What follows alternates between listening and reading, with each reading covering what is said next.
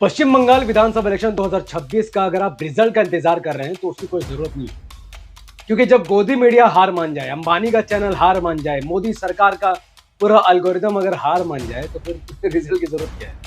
पश्चिम बंगाल में भारतीय जनता पार्टी को बहुत करारी हार मिलने वाली है और तृणमूल कांग्रेस की बहुमत से सरकार बनने वाली है। आंकड़ा आपके सामने है। तृणमूल कांग्रेस 180 से लेकर 200 सीटें जीतने जा रही है और भारतीय जनता पार्टी 50 सीटों पर सिमटने जा रही है।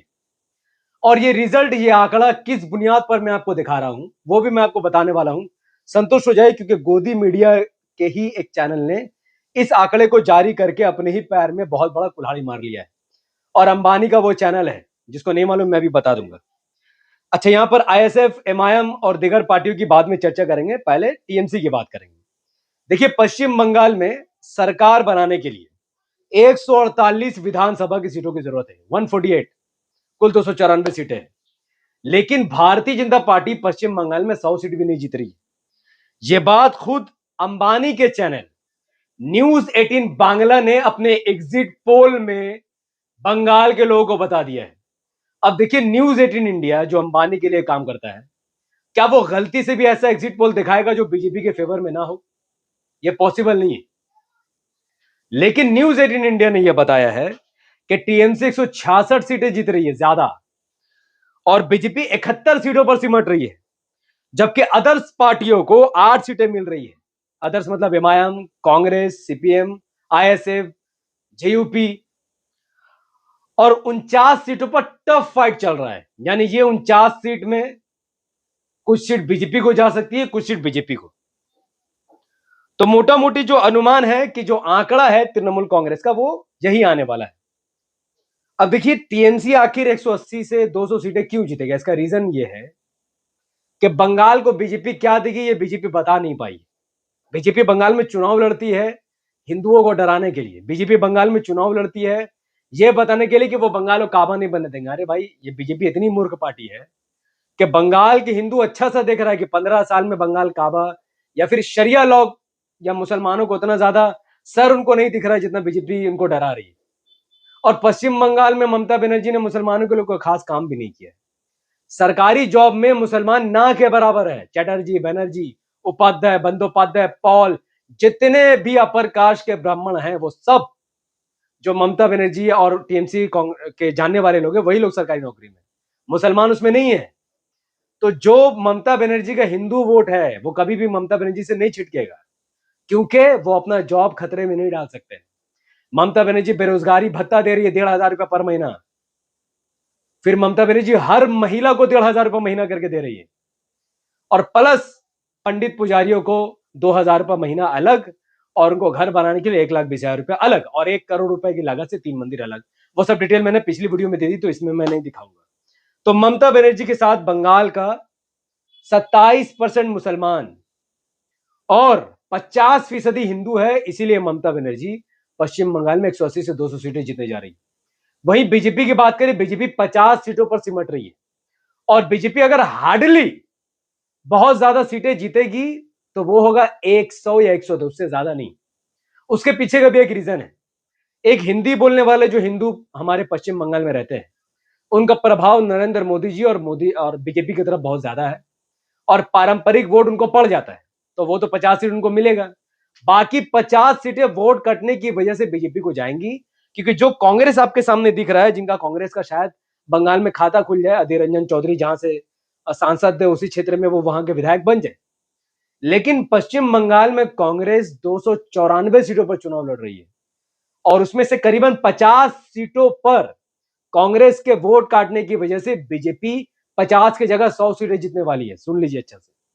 वही सीपीएम, जिसका खाता खुलना बंगाल में मुश्किल दिख रहा है, वो सीपीएम भी पश्चिम बंगाल में 225 से ज्यादा सीटें लड़ रही है।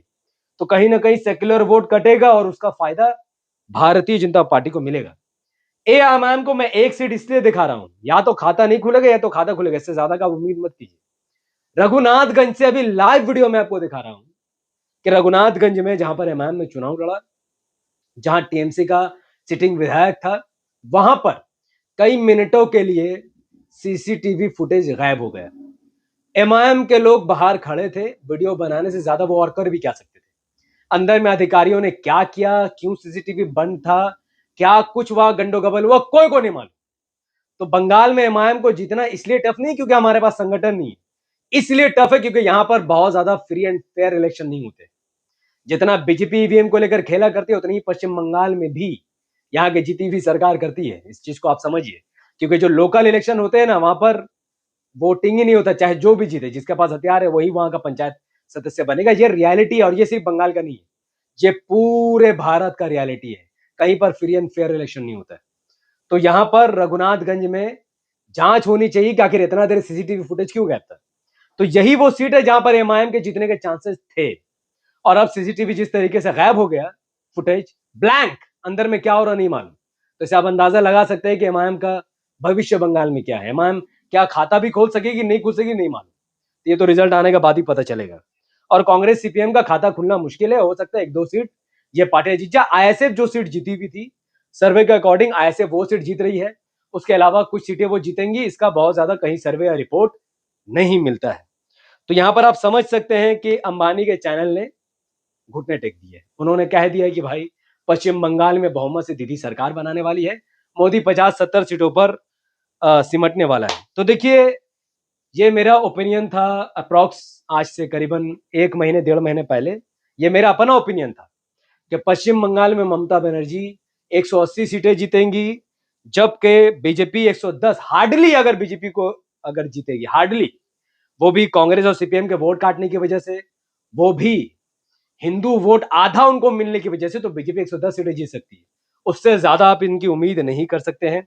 एएमआईएम मजबूती से चुनाव लड़ रही है, हो सकता है उसका खाता खुल जाए। और मैंने कांग्रेस और सीपीएम को कुछ सीटें, 0 सीट और 1 सीट मैंने बताई थी, और अभी के जो मामला थे वो ऐसे ही दिख रहे हैं। और देखिए, मैं आपको फिर बता दूं कि मुस्लिम बहुल जो सीट है पश्चिम बंगाल में, वो 70+ है। यानी 70 सीट ममता बनर्जी तो पहले ही जीत चुकी है, क्योंकि वो जो मुसलमान है उनको सिर्फ बीजेपी को हराना उनका मकसद है, उनको और कोई मकसद नहीं है। बाइपोलर इलेक्शन है पश्चिम बंगाल में मुसलमानों के लिए, तो मुसलमान ममता बनर्जी के साथ है। चाहे से ममता बनर्जी आने वाले 70 साल तक अगर वो जिंदा रही है, इतना बुढ़ापा उन्होंने अगर झेल लिया, और वो मुसलमानों को कुछ नहीं देगी, तो भी मुसलमान ममता बनर्जी को छोड़ने वाला नहीं है। यही बंगाल के हालात है भाई, मैं खुद बंगाल में रहता हूँ। तो ये 70 सीट तो ममता बनर्जी हो गया, 220 हिंदू बहुल सीट है, 220, उसमें से हार्डली आधा 110 सीट बीजेपी को जाएगा और मैक्सिमम सीट ममता बनर्जी को जाएगा। ये बहुत सिंपल हिसाब है पश्चिम बंगाल का, ये बहुत सिंपल हिसाब है। अगर आप इसको नहीं समझ पा रहे हैं तो फिर मैं नहीं समझ पाऊंगा कि फिर कौन सा चैनल और क्या वीडियो देखने से आपको ये बातें समझ में आएगी। मैं बहुत हाई क्वालिटी ग्राफिक्स तो आपको नहीं दिखा सकता, पर ये सिंपल आंकड़ा पश्चिम बंगाल का मैं आपको बता सकता हूँ। और हिंदू मुस्लिम एक तरफ कर भी दे तो भी पश्चिम बंगाल में जिन महिलाओं को पैसे मिल रहा है, जिन बेरोजगारों को पैसे मिल रहा है, वो वोट तो ममता बनर्जी की तरफ जाएगा ही। तो बाइपोलर भी है, प्लस पैसे बांटने की वजह से समर्थन भी है। हालांकि मेरा मानना है कि अगर school, college, hospital Mamata Banerjee बेहतर करती तो ये बंगाल के लिए ज्यादा बेहतर होता। उस बारे में डिटेल में वीडियो मैं इंशाल्लाह आपके सामने रखूंगा।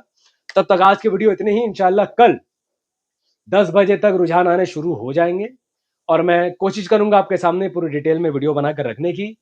फर्स्ट ऑफ ऑल एएमआईएम पर मेरी नजर रहेगी, और तृणमूल सरकार बना रही है, मुझे इसमें कोई टेंशन वाली बात नहीं है।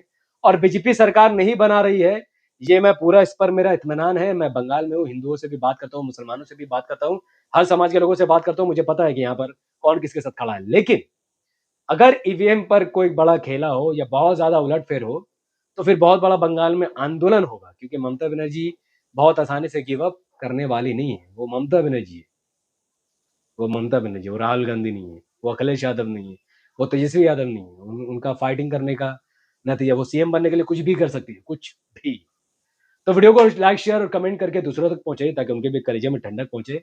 हम भी चाहते हैं बीजेपी ना आए, आप भी चाहते हैं बीजेपी ना आए, तो उसके लिए जितना हो सकता है उतना ज्यादा दुआ कीजिए, वीडियो को शेयर कीजिए। बहुत बहुत शुक्रिया। अस्सलाम वालेकुम, मैं था मोहम्मद नफीस अंसारी, और आप देख रहे हैं द पॉडकास्ट। जय हिंद।